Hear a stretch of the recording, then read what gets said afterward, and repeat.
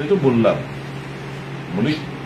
মুখ্যমন্ত্রী তার as usual গতানুগতিক কথাবার্তা কঠোর হস্তে দমন করবো, এই করবো, সেগুলো বলা যেগুলো বলে থাকে, কাজার কাজ কিছুই না।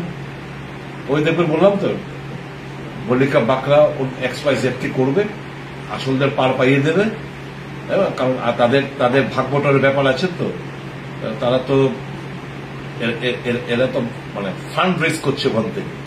কাজে আসল আসামিদের ধরলে তো তাদের যে ফান্ড সেটার মধ্যে একটা মানে আটকে যাবে। কাজে আসল আসামিরা ধরা পড়বে না, এরকম ভাবে চলতে থাকবে। আজকে এই সেক্রেটারি ঘটনা করে দেখুন, কয়েক বছর মধ্যে কতবার এখানকার সেক্রেটারি পদ চেঞ্জ হয়েছে। সেক্রেটারি একজন প্রেসিডেন্টের বিভিন্ন গোষ্ঠীর লোকরা, বিজেপির টপ মোস্ট নেতৃত্ব বিভিন্ন গোষ্ঠীর লোকদের সেক্রেটারি হিসেবে বসানোর চেষ্টা হয়। তাই পরিষ্কার মুখ্যমন্ত্রী কঠোর দমন করবেন, আমরা তাকিয়ে থাকবো। ও প্রদ্যুৎ ধরেন চৌধুরীর মতো গাধাদের ধরে যদি আমাদের বোঝ দেওয়ার চেষ্টা করেন যে আমরা আসামিকে ধরেছি, আমরা এই থিওরি আমরা কিনবো না।